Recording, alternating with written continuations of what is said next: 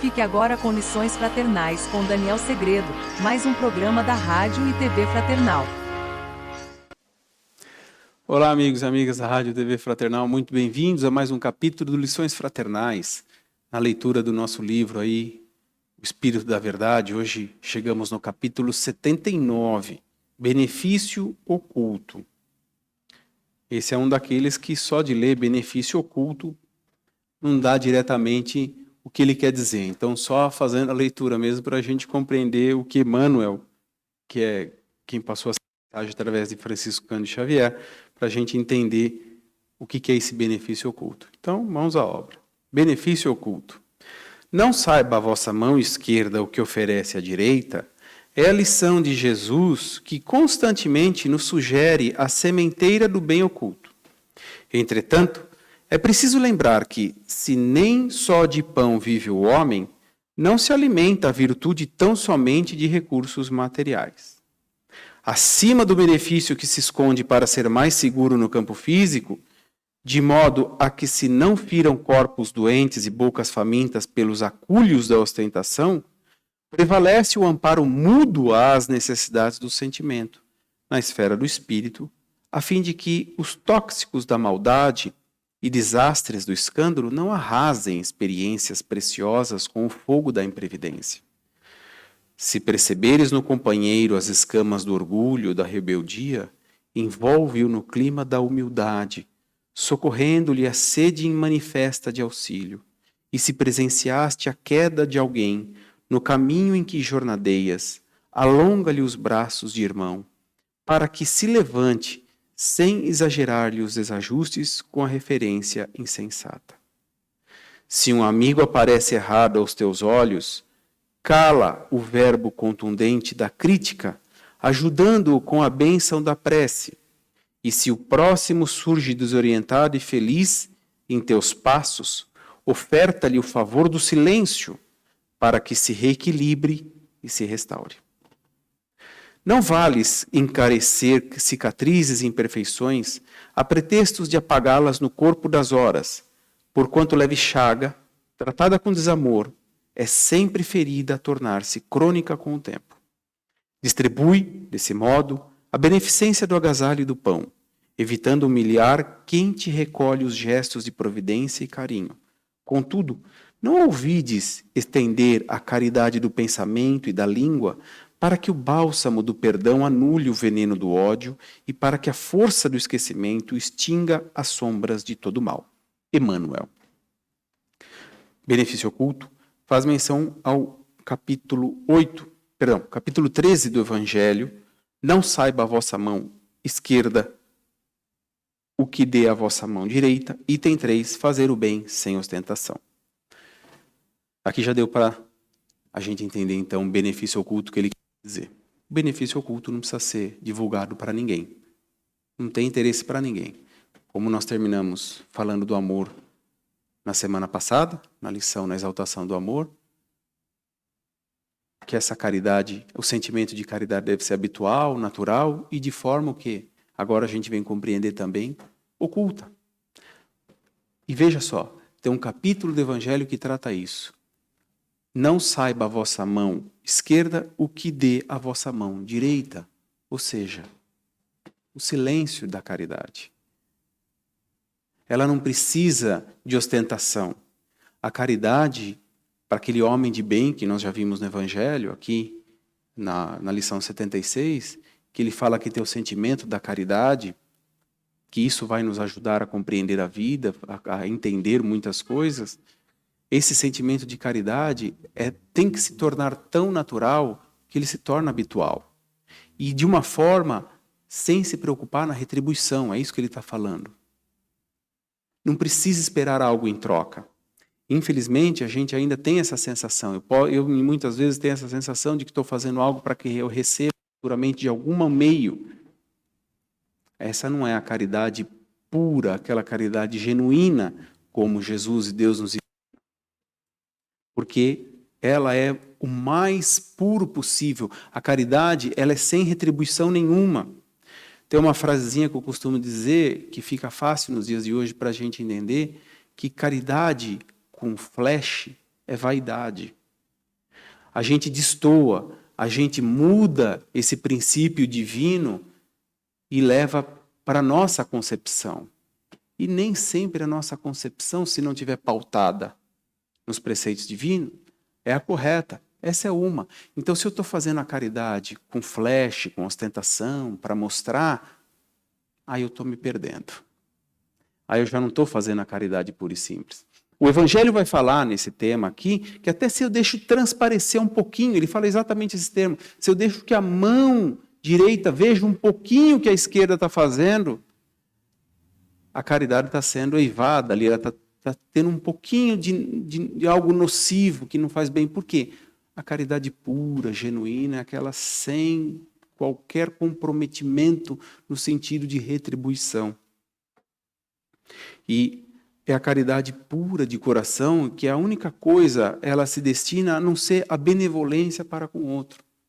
É aquilo que a gente já discutiu, que a gente já entende um pouco, falar sobre empatia. É saber o que dói no outro, eu poder ajudar, mas sem esperar algo em troca, sem esperar que o outro possa me ajudar um dia, em que pese estejamos todos na mesma caminhada, e esse é o propósito, mas que seja natural de cada um. Essa ajuda mútua, espontânea, sem interesse. Essa é a caridade pura e simples. O Evangelho nesse capítulo vai nos ensinar, ele diz assim, a beneficência praticada sem ostentação tem duplo mérito. Além de ser caridade material, é caridade moral. É exatamente isso que nós estávamos dizendo. Eu faço a caridade, eu faço a benevolência, eu ajudo o próximo naquilo que ele necessita, mas quando eu não tenho qualquer tipo de ostentação, ela ao mesmo tempo, além de caridade material, ela é caridade moral, porque eu já estou elevado no meu raciocínio, eu já estou elevado nesse meu entendimento sobre a caridade para fazê-la a tal ponto de desprendimento de qualquer retribuição. Esse é o princípio da caridade. E, é óbvio, então, o inverso é que não adianta fazer a caridade esperando uma retribuição, que aí ela perde o efeito moral.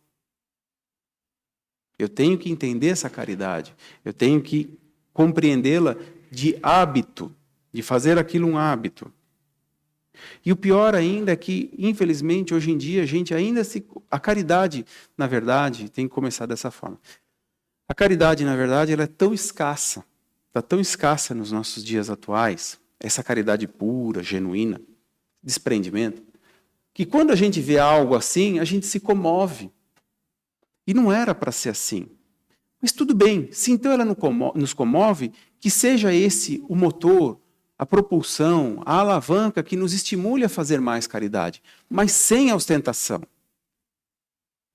Porque quando a gente vê a caridade acontecendo, aquilo parece um ato fenomênico para nós. E é isso que não deve parecer. Deve ser algo natural. Então, porque eu não pratico, quando eu vejo o outro praticando, aí aquilo eu acho lindo, eu acho nobre, mas eu também tenho capacidade de fazer. E por que eu não faço? Por que eu não dou o primeiro passo? Por que o outro deu o primeiro passo? Mas sem a ostentação, sem o sentimento da retribuição, a caridade de uma forma simples, natural, habitual. A etimologia da palavra caridade, ela vem do latim e ela significa ternura, amor. Poxa, ternura, amor. O que nós falamos na apresentação passada, no capítulo que nós dissemos no 78, na exaltação do amor, nós falamos na exaltação do amor. E a caridade é o quê? A origem da palavra, do latim, que significa ternura, amor. Então veja só, quem que dá amor esperando amor em troca? Você ama porque você ama. Por mais que nós vejamos o caso, eu ia dar o caso de um pai que ama um filho, uma mãe que ama uma filha, e que não tem o amor correspondido, mas a mãe não deixa de amar. O pai não deixa de amar aquele filho, porque é aquele amor incondicional. A caridade é nessa mesma linha, ela caminha por essa mesma linha desse amor incondicional, dessa habitualidade, dessa naturalidade, de fazer a caridade sem esperar uma retribuição. E aí, o Emmanuel vem dizendo aqui no livro, voltando aqui para o texto, que eu não preciso encarar, a gente eu me coloco muitas às vezes tão material que eu acho que a única forma de caridade é doar um dinheiro, é doar alguma coisa material. Mas a gente já falou isso aqui também. A caridade é tão ampla a ponto de o meu silêncio, mas a minha presença, ter uma caridade para aquela pessoa que está precisando de uma ajuda, de simplesmente saber, eu estou aqui contigo. Aconteça o que acontecer, eu estarei ao seu lado. Sabe, essa presença que nos fortalece, de saber que está caminhando junto, que está me ajudando, que está entendendo o sentimento pelo qual eu estou passando, mas que está ali para me ajudar. E ela está ajudando de que forma? Com dinheiro? Não, porque talvez não seria o que resolvesse a situação, mas ela está ali presente comigo, no momento da dor, no momento da tristeza, no momento da infelicidade, está caminhando comigo. Um par de ouvidos para aquela mãe, para aquele pai que quer desabafar, para aquele filho que quer contar alguma coisa. Isso é uma caridade. Eu estou doando o meu tempo, eu dou o meu tempo para uma obra assistencial, qualquer que seja, independente de religião. Eu vou lá para ajudar. Para quê? Para ouvir, para dar uma palavra de conforto. E ainda se eu não tiver uma palavra que conforte, então o meu silêncio, mas a minha presença pode fortalecer aquela pessoa. Está vendo como a caridade é muito mais ampla do que aquilo que a gente imagina? É lendo, é entendendo, é sabendo, conhecendo o Evangelho, que a gente vai nos aprimorando, que nós vamos nos aprimorando. E aquilo que nós já dissemos, compreendendo, a gente vai aceitando e vai enxergando muito mais amplamente. E essa amplitude de visão é que nos facilita a caminhada na vida. Essa é a questão.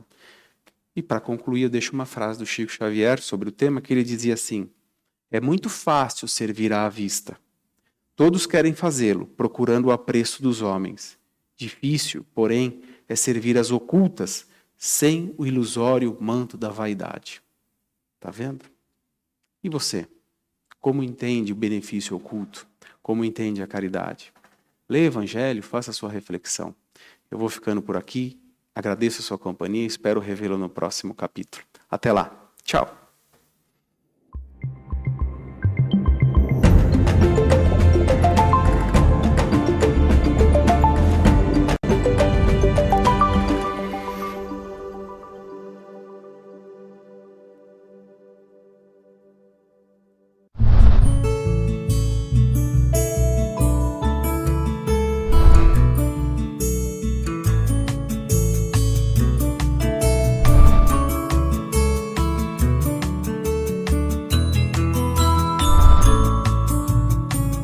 Você assistiu Lições Fraternais com Daniel Segredo, mais um programa da Rádio e TV Fraternal, sempre em sintonia com você.